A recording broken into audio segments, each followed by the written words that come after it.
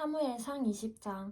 다윗은 라마의 나요트에서 도망쳐 나와 요나단에게 가서 물었습니다. 내가 무슨 짓을 했습니까? 내가 무슨 죄를 저질렀단 말입니까? 내가 당신 아버지께 무슨 잘못을 저질렀기에 이렇게 나를 죽이려고 하십니까? 요나단이 대답했습니다. 그렇지 않네. 자네가 죽는 일은 결코 없을 걸세. 이보게, 내 아버지는 큰 일이든 작은 일이든 내게 알리지 않고는 어떤 일도 하지 않으시지 않는가? 그분이 그런 일을 내게 숨기시겠는가?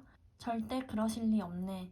그러나 다윗은 맹세하며 말했습니다. 당신 아버지는 당신이 나를 좋아하는 것을 잘 알고 계십니다. 그래서 당신이 이 일을 알게 되면 무척 슬퍼할 것이기 때문에 당신에게 알리면 안 된다고 생각하셨을 것입니다.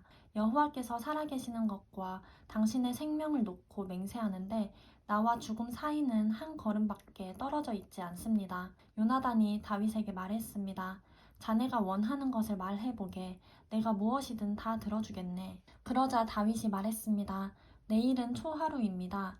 내가 왕과 함께 저녁 식사를 하게 돼 있는 날입니다. 하지만 거기 가지 않고 내일 모레 저녁까지 들에 나가 숨어 있겠습니다.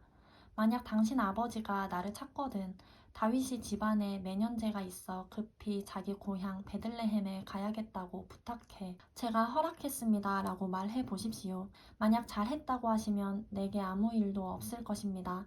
그러나 버럭 화를 내시면 왕이 나를 해치려고 작정하신 걸로 아십시오. 그러니 당신은 당신의 종에게 친절을 베풀어 주십시오. 당신은 여호와 앞에서 나와 의형제를 맺지 않았습니까? 내가 만약 죄가 있다면 당신이 직접 나를 죽이십시오. 나를 굳이 당신 아버지에게 데려갈 이유가 있겠습니까? 요나단이 말했습니다.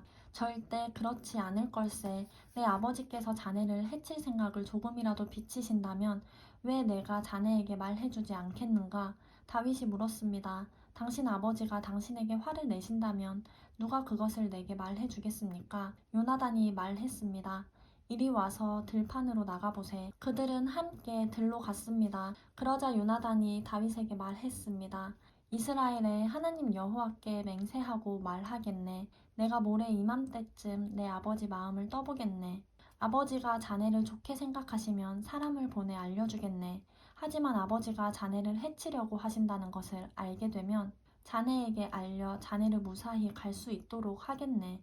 그렇지 않으면 여호와께서 내게 어떤 벌을 내리셔도 다 받겠네. 여호와께서 우리 아버지와 함께 하셨던 것처럼 자네와 함께 하시길 바라네. 그러니 자네는 내가 사는 동안 여호와와 같이 내게 끊임없는 긍휼을 베풀어주고 내가 죽임을 당치 않게 하고 여호와께서 이 땅 위에서 자네 다윗의 원수들을 모조리 끊어버리시는 날에도 내 지방과의 의리를 끊지 말고 지켜주게. 이렇게 요나단은 다윗의 집과 언약을 맺으며 말했습니다.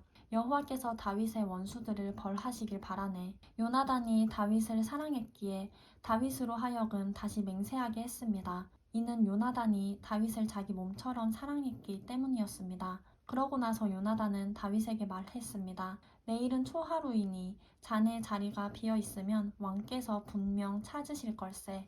모레 저녁 즈음에 이런 일이 시작됐을 때 자네가 숨어있던 에셀 바위 옆에 숨어있게. 내가 관역을 마치는 척하면서 3개의 화살을 그 곁에 쏘겠네. 그러고 나서 한 소년을 보내 가서 화살들을 찾아오너라 하고 말할 걸세. 그때 만약 내가 소년에게 보아라 화살들이 이쪽에 있으니 가져오너라 하고 말하면 여호와께서 살아계심으로 맹세하는데 자네는 무사할 것이니 안심하고 나오게. 그러나 만약 그 소년에게 보아라 화살들이 내 앞쪽에 있다 라고 하면 자네는 자네의 길을 떠나게. 여호와께서 자네를 떠나보내시려는 뜻인 줄로 알게나. 그리고 자네와 내가 약속한 일에 대해서는 여호와께서 자네와 나 사이에 영원히 증인이 되실 걸세. 그리하여 다윗은 들판에 숨게 됐습니다. 초하루가 되자 왕은 식탁에 앉아 음식을 먹었습니다. 왕은 늘 앉는 벽쪽 자리에 앉았고 반대쪽에는 요나단이 그리고 사울의 옆에는 아브넬이 앉았습니다. 하지만 다윗의 자리는 비어 있었습니다. 그런데 그날 사울은 아무 말도 하지 않았습니다. 속으로 다윗에게 무슨 일이 있나 보군. 의식을 치르기에 정결하지 못한 게 분명해 라고 생각했던 것입니다. 그러나 다음 날 곧 그달 둘째 날에도 다윗의 자리가 비었습니다. 그러자 사울이 아들 요나단에게 말했습니다. 왜 이새의 아들이 식사하러 나오지 않느냐? 어제도 그러더니 오늘도 그러는구나. 요나단이 대답했습니다.